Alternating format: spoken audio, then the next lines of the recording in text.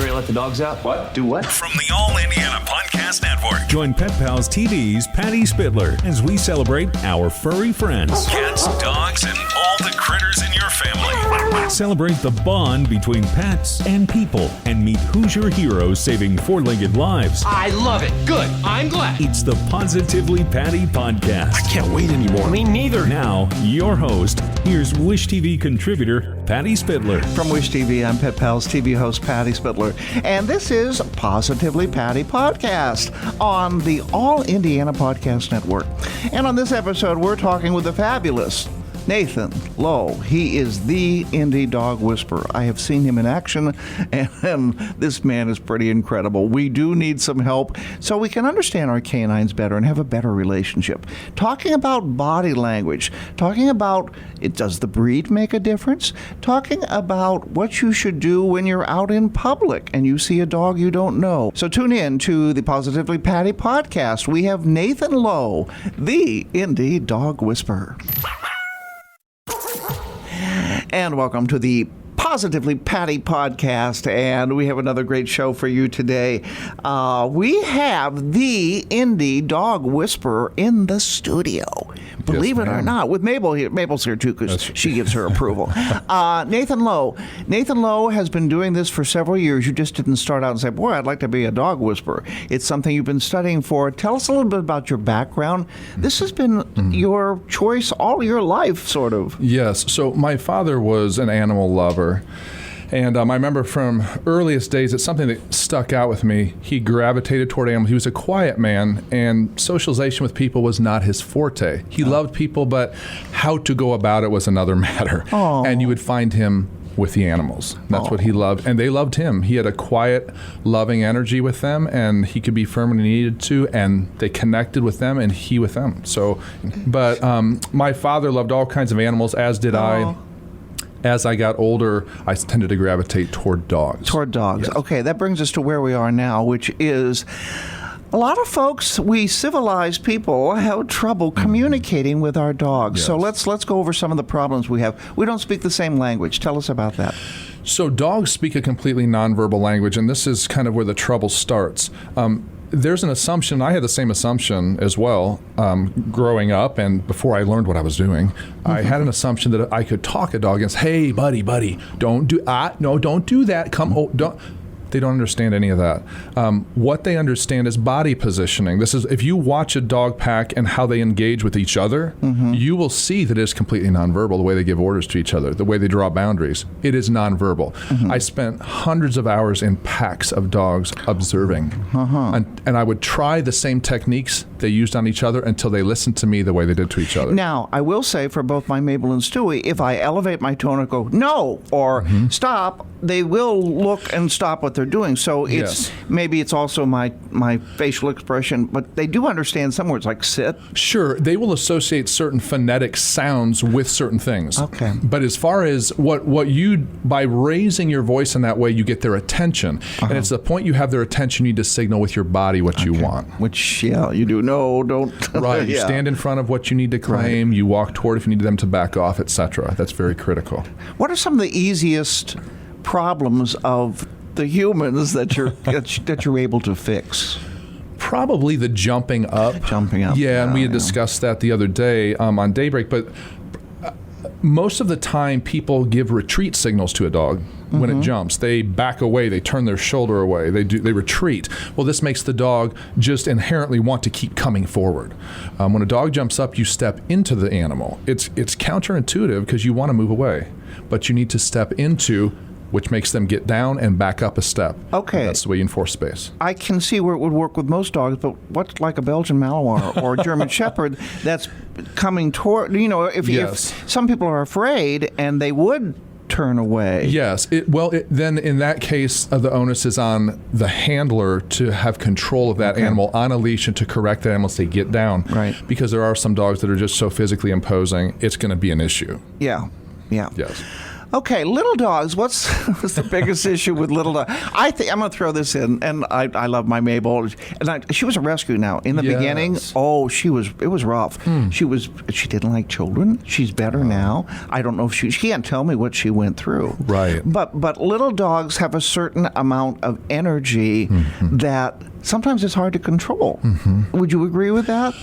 I think that if I'm just being completely frank with you, what I think happens is that because the dog is small, it is given more dominant style hand, where it's allowed to be dominant more often than not. It's allowed in the lap. It's allowed up on stuff, whereas a big dog, you can't always let him. That's where I was going. Yeah. Thank you for completing that. And thank you for being frank. You're Although most I'll welcome. call you Nathan, but I know you like to be frank too. What we'll do... you see what I did? I did. Yes, little dog. A Chihuahua comes up. I've been bitten by 2 dogs in my life. One was a Boston Terrier that was tied to a tree when I was a kid. You shouldn't go up to a dog that's tied to a tree. No. The other one was just a few years ago, Chihuahua. And I went into the lady's yard. She invited me in. The Chihuahua came up, and literally a little ankle biter. Yes. But they get away with it because they can't do so much damage. Exactly right. Okay. And so often, little dogs like that are carried in bags when they're small.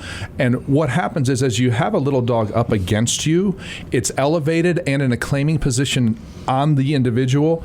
It learns its life from the beginning as I own the person, I need to keep everything away from it, and I'm in an elevated position of authority as well, and they grow up in that state of mind, which is unhealthy for them. They need to be 4 on the floor is what I say. 4 paws on the floor, that's how you learn life. Because that's how your mommy would have you learn life. And it's also funny when I talk to folks and go, well, I have a baby, I'm going to get him a Chihuahua. Oh my goodness, no. Yes. Because the child dog might be afraid. The child might not know how to handle it. Yes, so that's sometimes right.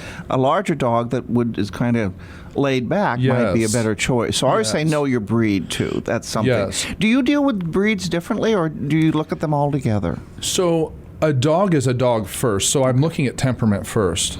Breeds do not give you any guarantee of anything, honestly. I have seen hyper-aggressive Labrador Retrievers. I have seen completely docile pit bulls that wouldn't touch a soul, that would run and hide before they would bite. So it really isn't dependent on the breed, it's dependent on the temperament of the dog. So I have a service I offer for $50 where I help people choose the dog for their family, depending on their lifestyle and what they're after. One common misnomer people have is that when I go to choose a puppy and I walk into a puppy pack, the puppy that runs to me, it loves me. No, that's not what that is. That puppy is the dominant puppy, the litter, and coming to play point. Who are you? What are you doing here? You approach the pack of puppies, and the ones that leave because they're nervous, they're going to be difficult to handle too. The ones that just hang there and say, hey, how's it going? They haven't run up to play point. They haven't run away. They're just there to chill. They're going to be a lot easier to handle. Wow, that's interesting. Would you say, though, that there are some breeds that have a proclivity towards certain behaviors? Yes, for sure. And working dogs in particular have been bred for tasks. So anytime you have a working dog, Stewie, for instance, or a shepherd. Well, he doesn't have a lot of energy, but I know he there works are some, that ball. Now, there are some dogs, though, like, this was about a year ago, an elderly couple, and they got a puppy, which was a shepherd, the Australian Shepherd? Australian Shepherd. Yes. Well, that didn't last long because they need a job. They absolutely So some dogs do need, some are lap dogs. Stewie likes to sit on the sofa with me all day. He's fine, a little bit of exercise, big dog, and he's done. Gotcha. But some of those working dogs, they need something to do. They do. And part of what I teach people is that when you put rules and boundaries in your home, those working dogs do a lot better because it's something for them to focus on. Working dogs need a focal point, something to listen to, something to follow. When there's no rules in the house, they become completely frantic. When you put rules in place, this is the rule for the door, this is the rule, they calm down as they have to focus their mind on something. Working dogs need to focus their mind. If you can't give them a sheep herding job, give them rules and boundaries at home. It will help. That's one thing they always say, too, and I know people who've had the Belgian Malinois. Boy, there's one that needs it. The police, yes. A lot of police use them because they're they really, they'll go crazy if you don't give them something to do. Absolutely. And that's not fair to the dog either. It is not, and I don't recommend that breed just for a household. They need to have a job. It's not fair to them if they don't. You should be an experienced owner, handler, if that's what you want, and have a job for the dog. That's correct. Yeah. Also, if you're listening right now and you'd like to get a hold of Nathan, we're not done yet, but how how does someone get a hold of you? They're intrigued because there's a lot of us out there that need help. How do they get a hold of Nathan Yes. Lowe? So the easiest way to get a hold of me is through Facebook, which is just Indy Dog Whisperer. You can also reach me by Gmail at indydogwhisperer@gmail.com, and my business line is 317-999-4388. Okay, give that all again because you Okay. went. I'm correcting you now. See, now sit, stay. So there give you that go. all again, a little slower. Is this body language submissive enough for you, Patty? That's is that good. That's Is good. that Okay. Now your legs crossed, though. You're crossing me out. That's It is good. All right. No, that's human body language. No. That's true. See, he's right again. So it would be, my Facebook is Indy Dog Whisperer. My Gmail is indydogwhisperer@gmail.com. Telephone number 317-999-4388. Okay, and we'll have that up. You can also, my Facebook page is open. I can put you in contact with Nathan, and also Pet Pals TV. We did a story with you, introducing you to so many folks. Yes. And you noticed something. Here's something that other folks have noticed too. My Stewie loves his red ball. He's got a whole bunch, literally a huge toy box full of toys. Doesn't want any of them, nothing. But there's a red ball on a rope, and it's a Yes. pretty hefty ball. It is. That is his security blanket. What is he telling me by carrying that ball around? Sometimes dogs can develop obsessive behaviors over objects, right? no. So so so humans I can have an too. obsessive behavior dog. He's so sweetly Go obsessive, ahead, doctor. which is Go ahead. Okay. So what I noticed, if you recall, when we were doing Daybreak, is he was much more engaged at that point, but he did not have that toy. What dogs do when they are in claiming mode with something is all they can think about is claiming signals with what they have. Right? And so they tend to distance themselves from other people and other dogs because they're claiming, sending the signal of, hey, this is mine. I have this. This is mine. When you take it, what happens is they begin to be curious about you and about what's around them. Right. So there's a balance there between allowing a dog to play with what they enjoy and monitoring obsession in order to help them integrate into the environment. Now, let me tell you that when he goes outside, he has to take his ball with him. Now, when he's inside, he'll leave it alone and, do whatever. Yes. But I also think, tell me if I'm wrong, he patrols that. I have a fenced-in yard, which is great, but he patrols with that ball, and that's his armor, if you will. Yes, well, but you'll notice, like when I was at your house and and there were trail walkers, he ran and shook his ball and looked Yes, at he them. did, yes. So what he's saying is, this is mine, and I have it. Oh, poor Stewie, I'm coming home and I'll take care of you. Now, you don't just handle, dogs. This is a breed of dog that happens to be a mixture, and that was the first attention getter for you. You've been doing, by the way, this for 14 years I have or about so? 14 years, yes. Wolf dog. Remember we did that for yes. Canine Castaways? Yes, Jacob. And what a gorgeous dog. Certainly not like most wolves, which is they don't want anything to do with humans. He was very friendly. He is. What is it, the wolf-dog connection? People say, well, wolves are dogs, and they're the same. Yes, they were. They're from wolves way back when, but dogs and wolves are completely different. Genetically, they are almost identical. Yes. However, what you'll find in what appears to be a high-content wolf hybrid like Jacob, or maybe not technically a wolf hybrid, but a wolf dog is probably a more accurate way to say it, his drive to take in the environment is so great, it is difficult to get his attention. Yes. His nose. So a dog smells about 40 times as well as a human, and a wolf 100 times as well. So when you have a wolf dog, you have a higher sense of smell. They're getting more information, and they're driven to keep taking it in the environment. You'll notice when he came and arrived at different events, he had instant diarrhea. There was just an overload. The sound of trucks, the sound of everything. It was too much stimuli coming in. Right. They're used to just being out in nature with very few changes, little bits here and there. That amount of change coming so quickly is very stressful for them. And he was good to the other dogs, though. Very. He loves other dogs. He's good to the people, but Very. he seemed distracted. Like, Yes. what's going? And now I understand. Can you imagine hearing that much? Well, I have hearing problems, so I can't imagine hearing that much at all. But I did notice. I felt almost I felt sorry for him. I felt for him as well. Because he's so beautiful. He is. Yes. He's just beautiful. You'll need to go to, I think it's Battle Creek. It's up north. Yes, people have been asking me about that. It's the Wolf Lodge up there, the Yes. Wolf Park, excuse me.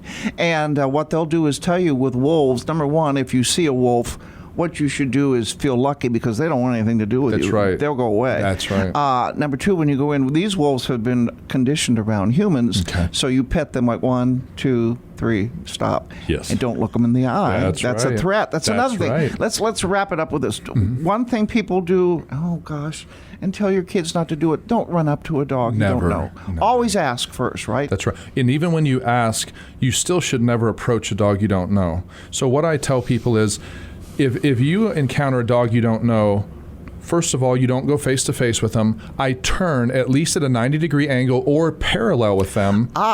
And what you do is Let them walk to me. you sit down. I get lower because I'm 6'3", and so I tend to tower over them. So I kneel, crouch, get parallel or at 90 degrees, and invite them over. If they don't come over, they don't want to Right. engage. It's fine. They Let have a them right come not to to be engaged with.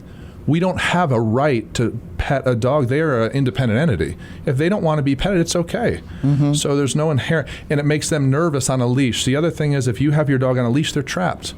Yes. Here comes someone for them. They can't get away. Yep. So now they feel defensive if they feel nervous. Yeah. The other thing is, don't hug a dog that you don't know. No, If they like no. Stewie loves to be hugged, but Yeah. but by people he knows. Right. So it's a whole. You just Yes. read their last. Sum it up. Got Yes. 30 seconds here. Sum it up. Well, when it comes to dogs, if you can just bear in mind their language is nonverbal. You cannot talk a dog into anything, and you're not going to be able to. You can't assume a dog knows what you're saying. Learn body language. Learn from trainers. I have tons of videos on my Facebook page that explain things related to body language. Yes, you do very good. Thank you. But learn what a dog is saying. A dog is constantly communicating nonverbally. Learn the nonverbal language, and you will develop such an amazing relationship with your dog and such a rapport, you'll hardly be able to believe it. Oh, I love it. And I do love my dogs. I love all the animals, but my doggies have saved my life. Now, what about cats? Yeah, that's. Did you hear the silence? KJ, yeah, KJ. KJ does know cats. That's Yes, true. yes. Nathan Lowe, the Indy Dog Whisperer. Again, you can get him. Go to his Facebook page, and you can also go to my page, and I'll connect you to him. Thank you very much. Thank you, Pat. It's a pleasure to be with you. Oh, today. I'm reading your body language, and it says this is the end right It now. is. Where's Listen. my treat? Oh, where's your treat? Let me check. I don't know if you'd like the treats I've got in there, but Probably we'll not. check. Thank you very much. Thank you, Patty. Nathan Lowe, the Indy Dog Whisperer. This is your Positively Patty podcast. So this has been Positively Patty from Wish TV. I'm, Patty Spittler. Be sure to follow and subscribe to this podcast. And then we invite you to check out new updates every single week, every single doggone week. You can also learn more at wishtv.com and when you follow Wish TV on Facebook. Discover more pet-friendly stories at petpalstv.com and stay with Wish TV online at wishtv.com and when you follow Wish TV on Facebook. Be sure to like and subscribe to this podcast and discover more great podcasts from the All Indiana Podcast Network now at allindianapodcastnetwork.com.